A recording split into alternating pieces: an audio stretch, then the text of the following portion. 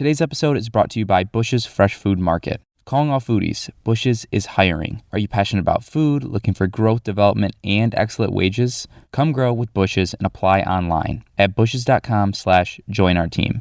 That's Bush's, BUSCHS.com/join our team.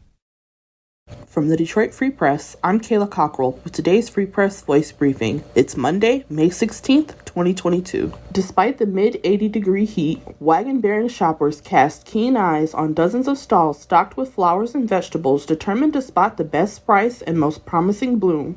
It was the return of the market's favorite events, Flower Day, and people came prepared. The annual event, which was paused for 2 years when the pandemic hit, is less of a garden sale and more akin to a festival, complete with elephant ears, corn dogs, and fresh squeezed lemonade. Prices are compatible to big box garden stores, but the thrum of excitement running through the crowd can't compare to the sterile aisles of corporate greenhouses.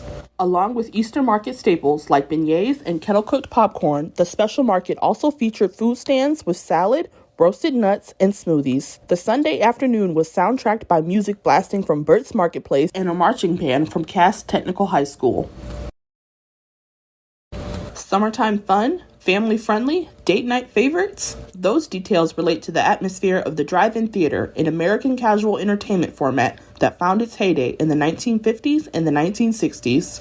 At such a theater, visitors pull up vehicles in a parking lot facing a huge outdoor movie screen, purchase concession snacks, set up a radio or a speaker device to listen to the audio, and enjoy a show. It's often a double feature that starts after dusk. According to the website of the Coppery Drive-In in Coldwater, there were 110 drive-ins in Michigan during 1958, considered the peak trend in this state.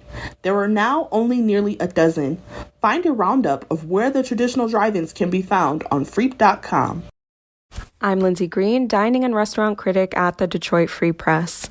Less than 5 years ago, in an article titled The Whitewashing of Detroit's Culinary Scene, the cook, writer, artist, and former Detroiter Tunde Way gazed into a future not unlike today's dining scene. It's a scene that's often celebrated as thriving, bustling, and up-and-coming, and yet it's also a scene that's riddled with segregation. Nearly 80% of Detroit's population is Black, but apart from the stretch of Black-owned restaurants along Livernois in northwest Detroit, there are few new establishments whose dining rooms reflect the majority Black city at large. What's the measure of success when the largest demographic of people in the city isn't present in these spaces? And who benefits from the restaurant boom if not the people who live here? As a Black woman and someone whose job centers on visiting new restaurants, these are questions that I think about often when I eat out in greater downtown Detroit.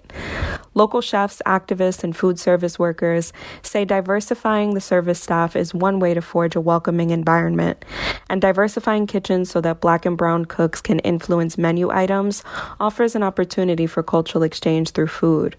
Programming that resonates with people of color can also help make a restaurant a place that reflects the surrounding neighborhood, but surveying the wants and needs of a community before breaking ground on a new venture, this is what experts believe is the first step that restaurateurs should take toward building inclusive environments.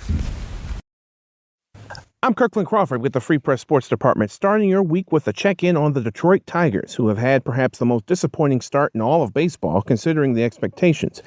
But maybe they found the magic elixir. It helps playing perennial cellar dweller Baltimore.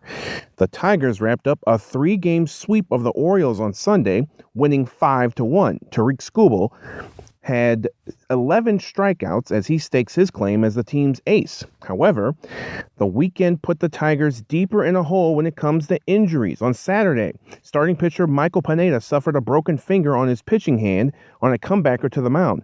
Then on Sunday, outfielder Austin Meadows, back after a bout with vertigo, only played an inning before having to take a seat. And fellow outfielder Victor Reyes, who was making his return from the injured list with a left quad strain on Sunday, pulled his right quad. Both guys are headed to the injured list again. The Tigers hobbled down to Tampa for a 3-game series against the dangerous Rays starting tonight. For more stories from the Detroit Free Press, check out freep.com.